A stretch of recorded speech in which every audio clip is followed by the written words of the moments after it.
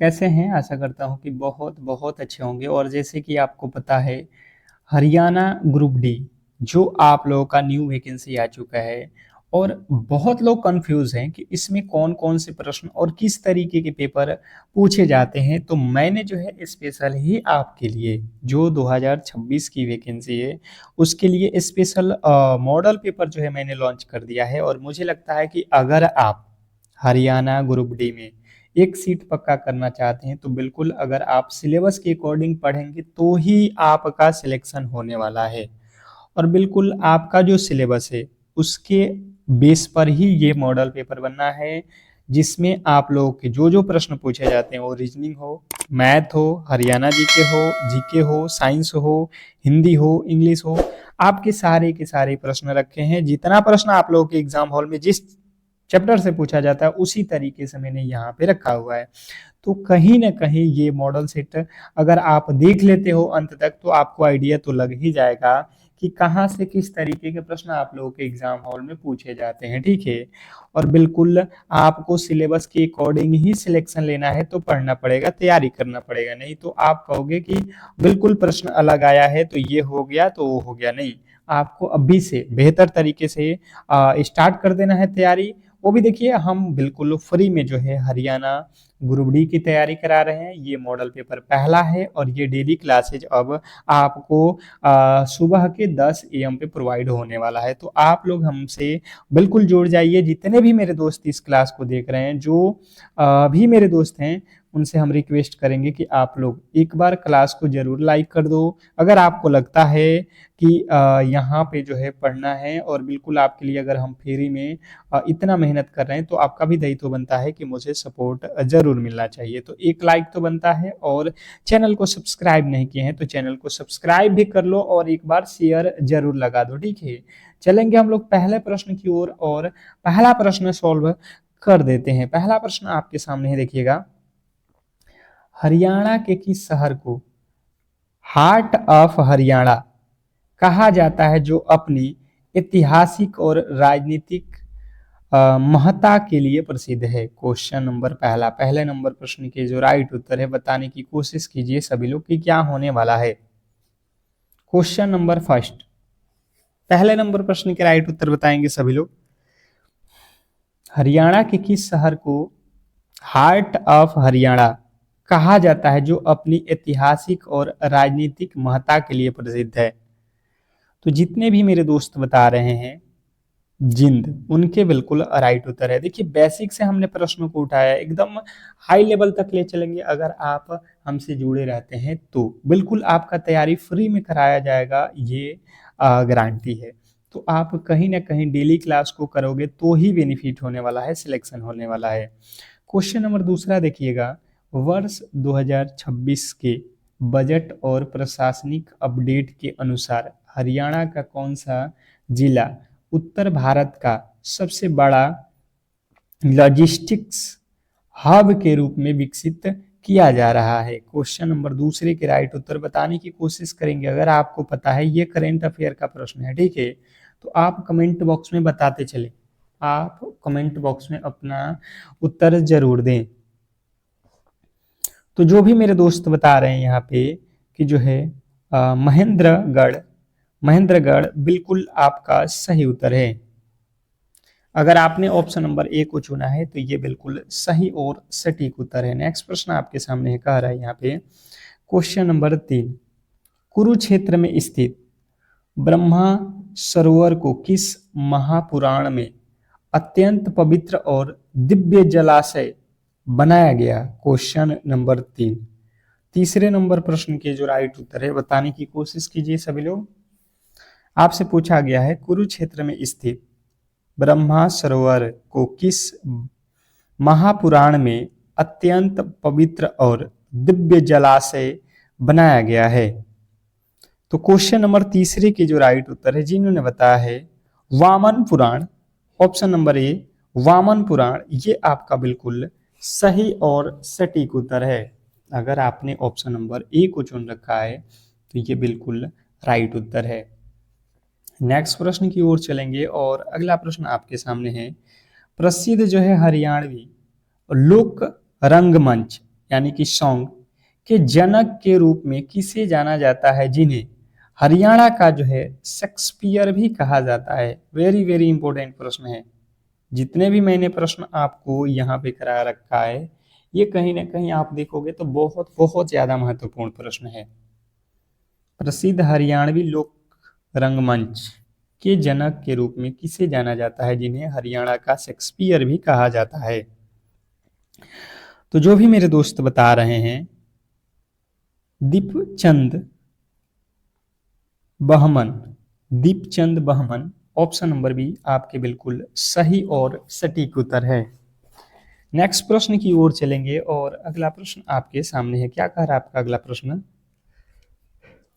Question number 5, भारतीय संविधान के किस अनुच्छेद के तहत वित्तीय आपातकाल लगाने का प्रावधान है, जो भारत में अब तक एक बार भी नहीं लगाया गया है? बताएंगे। क्वेश्चन नंबर 5, पांचवें नंबर प्रश्न के जो राइट उत्तर है ये आप लोगों को बताना है। क्वेश्चन नंबर 5वें के जो राइट उत्तर है आप लोग बताने की कोशिश करेंगे कि क्या होने वाला है। क्वेश्चन नंबर हम 5 पे आ चुके हैं, बताने की कोशिश कीजिए सभी लोग।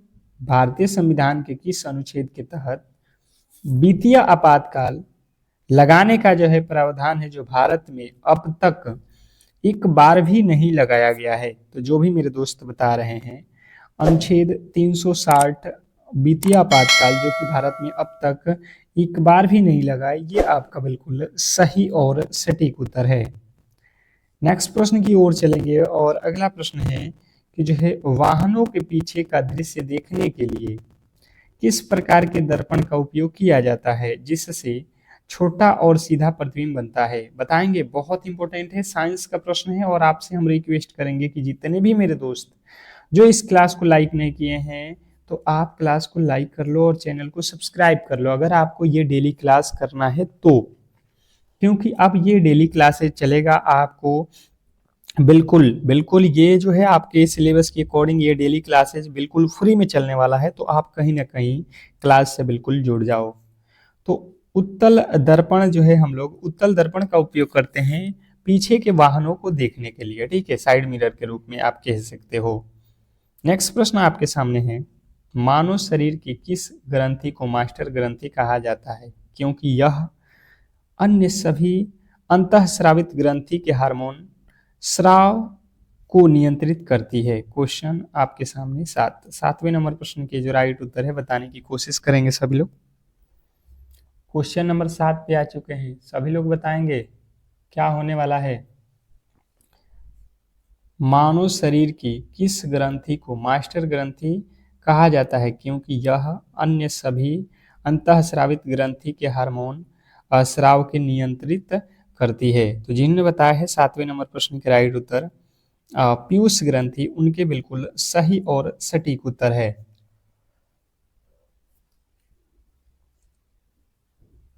नेक्स्ट प्रश्न आपके सामने है, क्वेश्चन नंबर 8, दो संख्याओं का लघुत्तम समवर्तक यहाँ पे दिया गया है और इनका एक महत्तम समवर्तक 27 है। तो यदि इनमें से एक संख्या 189 है तो दूसरी संख्या हमें बताना है।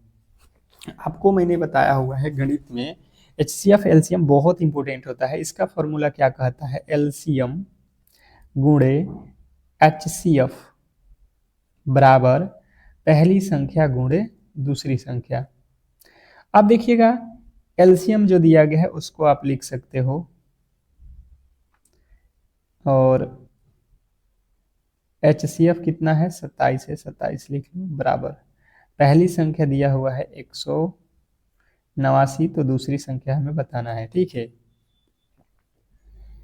तो ये 27 के पहाड़ा में कितने मर्त में कटेगा? 7। ये 7 के पहाड़े में कट जाएगा, 7 दूना का 14, ये दोनों तो बिल्कुल गलत। फिर कितना बचेगा? 6। 6 का मतलब हो गया 7 9 63, 9 बचेगा, ये भी गलत। अर्थात आपका राइट उत्तर बनेगा ऑप्शन नंबर ए। मुझे लगता है आपको क्लियर समझ में आ गया होगा, ठीक है, गलती आप नहीं करोगे, फॉर्मूले आपको याद रखना है। नेक्स्ट प्रश्न आपके सामने है, एक परीक्षा में एक छात्र को पास होने के लिए 36% अंक लाने थे, उसने 190 अंक प्राप्त किए और वह जो है 26 अंकों से फेल हो गया। परीक्षा में कुल पूर्णांकों का जो है संख्या हमें बताना है कि परीक्षा में कुल कितने नंबर के पेपर हुए हैं, ये आप मुझे बता दो। बहुत सिंपल है, बहुत आसानी से आप कर सकते हो। मुझे लगता है कि अगर आप थोड़े से बेहतर तरीके से समझने की कोशिश करोगे तो समझिएगा। पहले दिया क्या है उसके अकॉर्डिंग हम लोग समझ लेते हैं। इसमें कह रहा है कि जो है पास होना है तो आपको 36% अंक लाना होगा। ठीक है जी, कोई दिक्कत नहीं है, हमें 36% अंक लाना है। उसने कहा कि 190 अंक प्राप्त किया, वो जो व्यक्ति है उसको तो मिल गया 190 अंक, पर वो भाई साहब फेल हो गया। मतलब फेल का मतलब 36% उसके नंबर नहीं आए हैं। ठीक है, तो फेल हुआ है। कितना कम नंबर आया है? 26। अगर इसको 26 अंक मिल जाता तो ये पास हो जाता। पास होने का मतलब है कि उसके परसेंटेज हो जाते 36। अर्थात अगर हम देखेंगे तो 36% का वैल्यू कितना हो रहा है, यहाँ से देख लो, ये हो जाएगा 6, 9 2 11, 216। 36 के पहाड़े में कितने मर्द में कटेगा?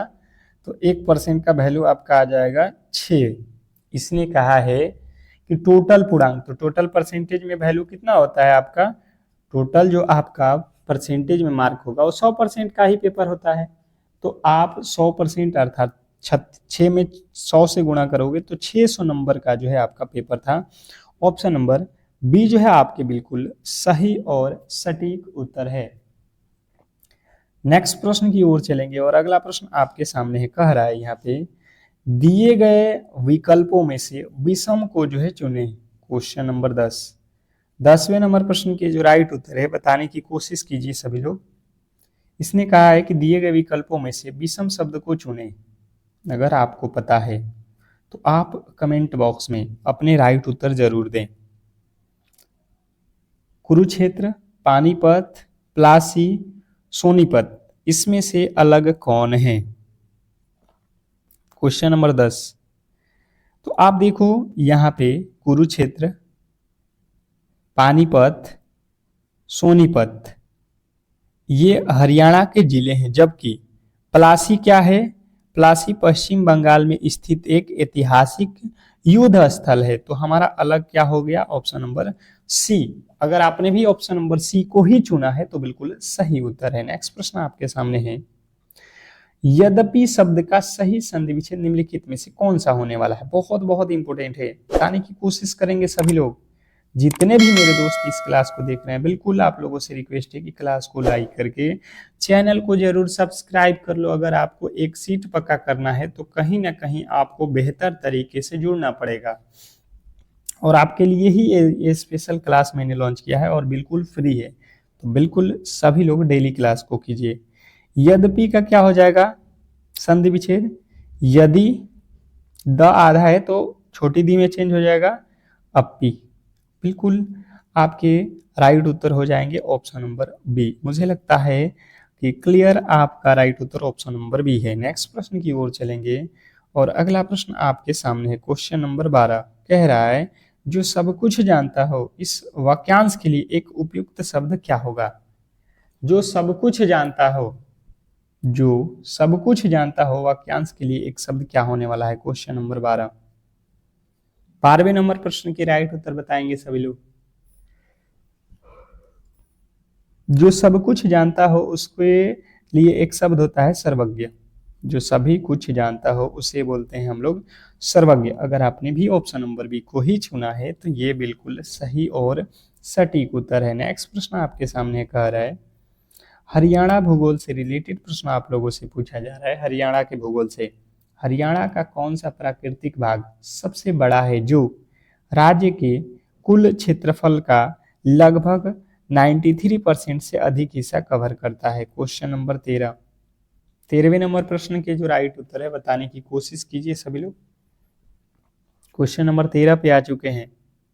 क्या लगता है आपको? बताने की कोशिश कीजिए सभी लोग।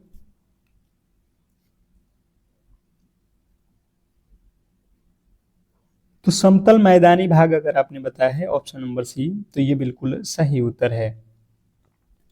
नेक्स्ट प्रश्न आपके सामने है। क्वेश्चन नंबर आपके सामने 14 हरियाणा के मुख्यमंत्री से रिलेटेड प्रश्न है कि वर्तमान प्रशासनिक व्यवस्था के अनुसार हरियाणा के जो है मुख्यमंत्री का मुख्य निवास स्थान संत कबीर कुटीर किस शहर में स्थित है? क्वेश्चन आपके सामने है, फटाफट से बताइएगा, करेंट अफेयर का प्रश्न है। तो वर्तमान प्रशासनिक व्यवस्था के अनुसार हरियाणा के मुख्यमंत्री का मुख्य जो है निवास स्थान संत कबीर कुटीर किस शहर में स्थित है? तो ये चंडीगढ़ में स्थित है। अगर आपने ऑप्शन नंबर बी को चुना है तो ये बिल्कुल सही और सटीक उत्तर है। नेक्स्ट प्रश्न की ओर चलेंगे और अगला प्रश्न आपके सामने हरियाणा वन्यजीव अभ्यारण्य से रिलेटेड प्रश्न है। देखिएगा, मैंने टॉपिक भी लिखा है जहां से प्रश्न आपको 100% देखने को मिलने वाला है। हरियाणा के किस जिले में भिंडावास वन्यजीव अभ्यारण्य स्थित है, जिसे अपनी सुंदर झील और प्रवासी पक्षियों के कारण जो है रामसर साइड का दर्जा प्राप्त है? क्वेश्चन आपके सामने है, फटाफट से अपने राइट उत्तर बताने की कोशिश करेंगे। क्वेश्चन नंबर 15, 15वें नंबर प्रश्न के जो राइट उत्तर है सभी लोग बताएंगे, सभी लोग बताएंगे।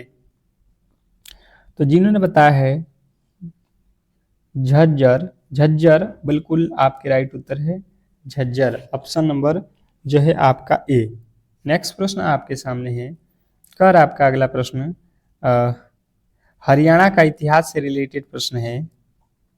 मध्यकालीन इतिहास में प्रसिद्ध जो है तराइन का प्रथम युद्ध हरियाणा के किस आधुनिक जिले के पास लड़ा गया था, जिसमें पृथ्वीराज चौहान ने मोहम्मद गौरी को जो है हराया था? क्वेश्चन आपके सामने है, फटाफट से अपने राइट उत्तर बताने की कोशिश कीजिए सभी लोग।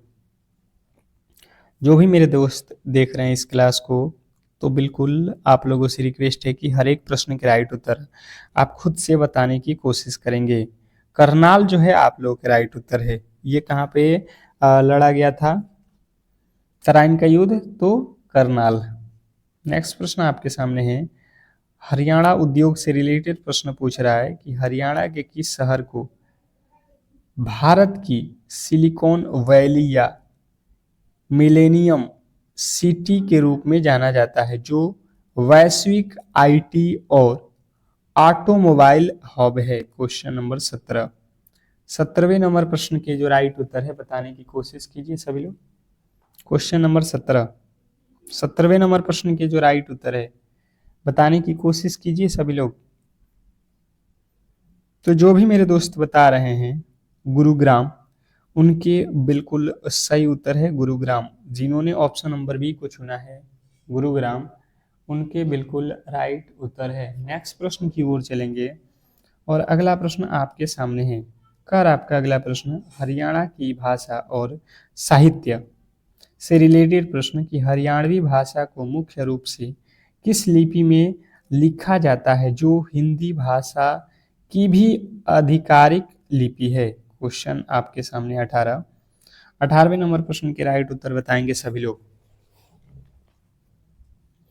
हरियाणवी भाषा को मुख्य रूप से किस लिपि में लिखी जाती है, जो हिंदी भाषा की भी आधिकारिक लिपि है? तो जो भी मेरे दोस्त बता रहे हैं देवनागरी लिपि, तो आपके बिल्कुल सही उत्तर है, ये हिंदी का प्रश्न है।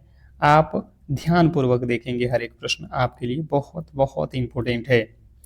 नेक्स्ट प्रश्न आपके सामने कृषि और पशुपालन से रिलेटेड विश्व प्रसिद्ध मुराह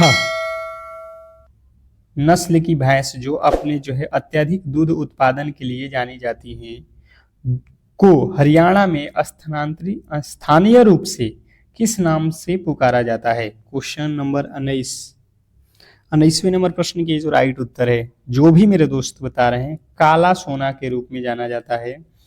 ऑप्शन नंबर बी जो है आपके बिल्कुल सही और सटीक उत्तर है। नेक्स्ट प्रश्न आपके सामने है, हरियाणा नदियां, कौन सी नदी हरियाणा और उत्तर प्रदेश के बीच लगभग 320 किलोमीटर लंबी पूर्वी सीमा बनाती है? क्वेश्चन नंबर 20वें नंबर प्रश्न के जो राइट उत्तर है ये आप लोगों को बताना है। क्वेश्चन नंबर 20 पे आ चुके हैं, हरियाणा नदियां से रिलेटेड कौन सी नदी हरियाणा और उत्तर प्रदेश के बीच लगभग 320 मीटर लंबी पूर्वी सीमा बनाती है? तो जो भी मेरे दोस्त बता रहे हैं यमुना नदी, उनके बिल्कुल सही उत्तर है ऑप्शन नंबर बी। अगर आपने ऑप्शन नंबर बी को चुन रखा है तो ये बिल्कुल सही और सटीक उत्तर है। नेक्स्ट प्रश्न आपके सामने है, हरियाणा के प्रसिद्ध व्यक्तित्व से रिलेटेड प्रश्न आप लोगों से पूछ रहा है।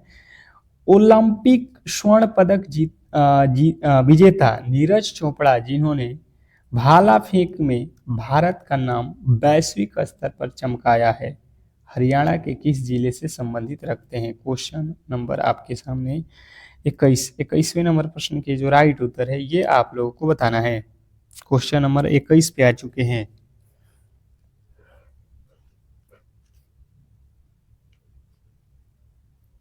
तो जिन्होंने बताया है पानीपत जिला खंडहरा गांव से रिलेटेड है, ये बिल्कुल आपके सही उत्तर है। ठीक है, नेक्स्ट प्रश्न आपके सामने है, कर आपका अगला प्रश्न हरियाणा की राज्य व्यवस्था से रिलेटेड प्रश्न कि जो है हरियाणा विधानसभा में कुल कितनी सीटें हैं जिन पर जो है राज्य के विधायक चुने जाते हैं? क्वेश्चन नंबर 22वें नंबर प्रश्न के जो राइट उत्तर है बताने की कोशिश कर लो सभी लोग।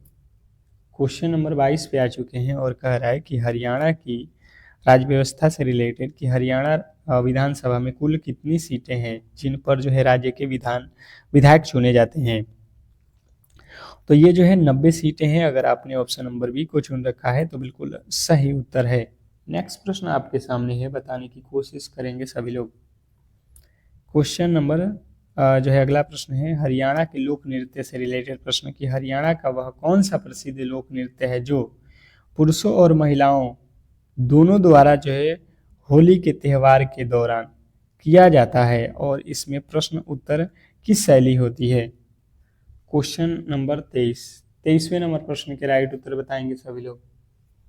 क्वेश्चन नंबर 23 पे आ चुके हैं और जो भी मेरे दोस्त बता रहे हैं लूर नृत्य, उनके बिल्कुल सही उत्तर है ऑप्शन नंबर बी लूर नृत्य। जिन्होंने ऑप्शन नंबर बी को चुना है उनके बिल्कुल राइट उत्तर है। नेक्स्ट प्रश्न आपके सामने है, हरियाणा की खनिज संपदा कह रहा है हरियाणा का कौन सा जिला खनिज संसाधन जैसे कैलासाइट, तांबा, अभ्रक और चूना पत्थर के मामलों में सबसे समृद्ध माना जाता है? क्वेश्चन आपके सामने है 24वें नंबर प्रश्न के जो राइट उत्तर है, जो भी मेरे दोस्त बता रहे हैं महेंद्रगढ़, उनके बिल्कुल राइट उत्तर है ऑप्शन नंबर बी महेंद्रगढ़। जिन्होंने ऑप्शन नंबर बी को चुना है उनके बिल्कुल सही और सटीक उत्तर है। नेक्स्ट प्रश्न आपके सामने है, राष्ट्रीय खेल से रिलेटेड प्रश्न कि हरियाणा के भिवानी जिले को किस खेल के खिलाड़ियों की जो है भारी संख्या और सफलता के कारण भारत का मिनी क्यूबा भी कहा जाता है? क्वेश्चन नंबर 25वें नंबर प्रश्न के जो राइट उत्तर है बताने की कोशिश करेंगे सभी लोग। क्वेश्चन नंबर 25 जो भी मेरे दोस्त बता रहे हैं मुक्केबाजी, उनके बिल्कुल राइट उत्तर है ऑप्शन नंबर बी। जिन्होंने बी को चुन रखा है उनका बिल्कुल सही और सटीक उत्तर है। नेक्स्ट प्रश्न आपके सामने देखिएगा, क्या कह रहा है आपका अगला प्रश्न, प्रसिद्ध सूफी संत शेख चिल्ली का मकबरा जिसे हरियाणा का जो है ताजमहल भी कहा जाता है राज्य के किस पवित्र शहर में स्थित है? बताइएगा, राज्य के किस पवित्र शहर में ये स्थित है, ये हम लोगों को बताना है। क्वेश्चन आपके सामने है, फटाफट से जो भी मेरे दोस्त बता रहे हैं थानेश्वर, उनके बिल्कुल राइट उत्तर है Thaneshwar Kurukshetra option number B. Next प्रश्न आपके सामने है, कह रहा है हरियाणा वन रिपोर्ट क्षेत्रफल के हिसाब से हरियाणा का वह कौन सा जिला है जिसमें सबसे कम वन क्षेत्र पाया जाता है? क्वेश्चन नंबर 27वें के राइट उत्तर बताएंगे सभी लोग। हरियाणा वन रिपोर्ट क्षेत्रफल के हिसाब से हरियाणा का वह कौन सा जिला है जिसमें सबसे कम वन क्षेत्र पाया जाता है? क्वेश्चन नंबर 27वें नंबर प्रश्न के राइट उत्तर हो जाएगा फतेहाबाद या पलवल। नेक्स्ट प्रश्न आपके सामने है, कर आपका अगला प्रश्न देखिएगा, सिंधु घाटी सभ्यता का एशिया का सबसे बड़ा और महत्वपूर्ण स्थल राखी गढ़ी हरियाणा के किस जिले में स्थित है जहां अंतर्राष्ट्रीय स्तर का जो है संग्रहालय बनाया जा रहा है? क्वेश्चन आपके सामने है, फटाफट से आपके राइट उत्तर आने चाहिए। कौन सी जिले में है, बताएंगे सभी लोग।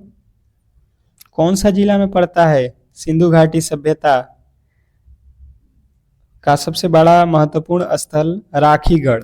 ये जो है आप लोगों को याद रखना है कि हिसार जिले में पड़ता है, हिसार जिला है, बिल्कुल आपका सही उत्तर है। नेक्स्ट प्रश्न आपके सामने कह रहा है यहाँ पे, हरियाणा की योजनाओं से रिलेटेड प्रश्न है कि हरियाणा सरकार की महारा गांव जगमग गांव योजना का जो है मुख्य उद्देश्य ग्रामीण क्षेत्रों में किस चीज की जो है आपूर्ति सुधार करना है? क्वेश्चन आपके सामने 29वें नंबर प्रश्न के जो राइट उत्तर है बताने की कोशिश कीजिए सभी लोग।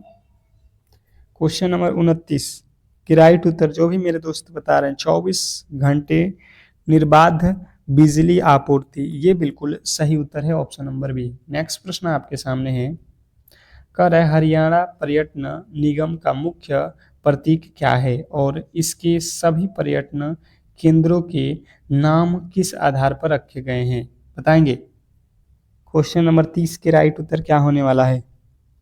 क्वेश्चन नंबर 30 पे आ चुके हैं और जो भी मेरे दोस्त बता रहे हैं पक्षियों के नाम पर, तो बिल्कुल राइट उत्तर है ऑप्शन नंबर बी, पक्षियों के नाम पर। अगर आपने भी ऑप्शन नंबर बी को चुन रखा है तो ये बिल्कुल सही उत्तर है।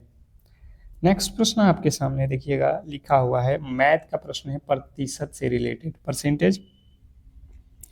कर आपका कि जो है एक कस्बे की जनसंख्या में पहले 10% की वृद्धि होती है और दूसरे वर्ष 10% की कमी होती है। यदि 2 वर्ष बाद कस्बे की जनसंख्या 19,800 है तो मूल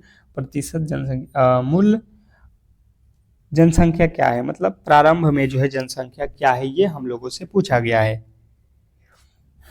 देखिए थोड़ा सा प्रश्न अगर आप ध्यानपूर्वक समझोगे तो बिल्कुल आसान हो जाएगा। मान लेते हैं कि प्रारंभ में जो है जनसंख्या हमारे पास कितना था, x था। इसने कहा है कि पहले वर्ष 10% जनसंख्या बढ़ता है, तो मतलब अगर 100% जनसंख्या है तो ये बढ़ के कितना हो गया था, 110, 10% बढ़ेगा। अगर 100 लोग हैं और 10 लोग बढ़ेंगे तो 110 ही तो होगा पहले वर्ष में। फिर कह रहा है कि दूसरा वर्ष जब स्टार्ट हुआ तो 10% की कमी हो गया, अर्थात कमी होने का मतलब 90 हो गए, तो ये हो जाएगा घट के कितना, 19,800। अब देखिए आप लोगों के सामने यहाँ पे है, क्या हो जाएगा, यहाँ पे आप 2 जीरो से इस 2 जीरो को काट दो, ठीक है, कोई दिक्कत नहीं है। अब देखो 11 के पहाड़ा में, 11 के पहाड़ा में ये कितने नंबर में, 11 एक में 11 और 11 8 88, 2 जीरो यहाँ पे है। फिर 9 के पहाड़ में 9 दूना 18, 2 जीरो है। तो 200 में 100 से गुणा करेंगे तो x का वैल्यू आ जाएगा आपका कितना, 20,000। अगर आपने ऑप्शन नंबर ए को चुना है तो ये बिल्कुल सही और सटीक उत्तर है। मुझे लगता है आपको क्लियर समझ में आ गया होगा, बहुत बहुत इंपॉर्टेंट था। नेक्स्ट प्रश्न आपके सामने है, साधारण ब्याज और चक्रवृद्धि ब्याज से रिलेटेड प्रश्न है कि जो है 8,000 रुपये की राशि पर 5% वार्षिक ब्याज की दर से 2 वर्षों का चक्रवृद्धि ब्याज और साधारण ब्याज के बीच का अंतर क्या होने वाला है? बहुत बहुत इंपॉर्टेंट है, स्टार लगा लो इस प्रश्न पे, क्योंकि ये सिलेक्शन दिलाने वाले प्रश्न हैं, कहीं ना कहीं आपके एग्जाम हॉल में ये आने वाले प्रश्न हैं। तो बिल्कुल आपको सही तरीके से इन प्रश्नों को सोल्व करना है, बताने की कोशिश करेंगे सभी लोग कि इस प्रश्न का राइट उत्तर क्या होने वाला है।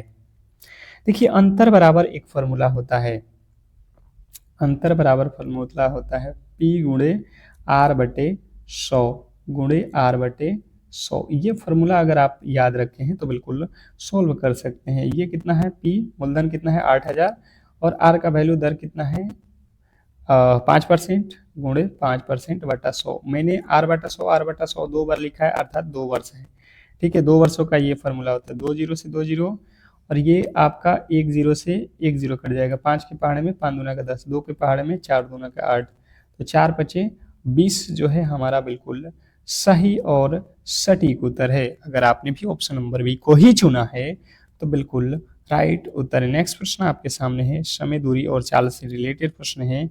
एक ट्रेन अपनी सामान्य चाल की 4/5 चाल से चलने पर अपने गंतव्य पर 15 मिनट की देरी से पहुंचती है। ट्रेन द्वारा उसी दूरी को तय करने में लिया जाने वाला सामान्य समय क्या होने वाला है। देखिए, एक ट्रेन है जो अपने समय का, अपने चाल का 4/5 चाल से चलने पर अपने गंतव्य पर 15 मिनट के देरी से पहुंचती है। अर्थात आपको समझना पड़ेगा कि यहाँ पे अगर आप मान लेते हो कि चाल जो है 4 है और बीच जो है इसकी चाल 5 है, मतलब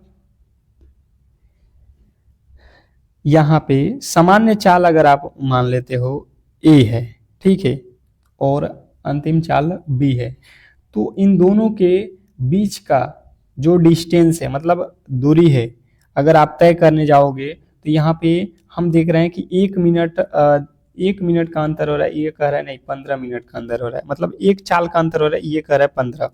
इसने कहा है कि आप जो है पहले वाला सामान्य चाल, तो सामान्य चाल कितना है 4, तो 4 का वैल्यू निकालना है तो 15 चौका 60 मिनट लगेगा, 1 घंटा। बात समझ में आ गया। इसमें कह रहा है 4/5 की चाल से, मतलब सामान्य चाल 4 है और अंतिम चाल जो है इस समय के चाल 5 है। अगर चाल दिखा जाए इनके बीच का अंतर तो 15 का है, तो हम 4 और 5 के बीच का अंतर देख रहे हैं तो 15 का हो रहा है। इसने कहा है कि सामान्य चाल निकालो, अर्थात 4 का वैल्यू निकालो तो 15 चौका 60 हो जाएगा। तो इस तरीके से जो है आज के क्लास को हम लोग यहीं पे समाप्त करेंगे और आपसे रिक्वेस्ट करेंगे जितने भी मेरे दोस्त हैं वो बिल्कुल इस क्लास को लाइक नहीं किए हैं तो लाइक कर लें, और चैनल को सब्सक्राइब नहीं किए हैं तो चैनल को सब्सक्राइब करके रख लें। मिलते हैं हम लोग अगले क्लास में, तब तक के लिए धन्यवाद।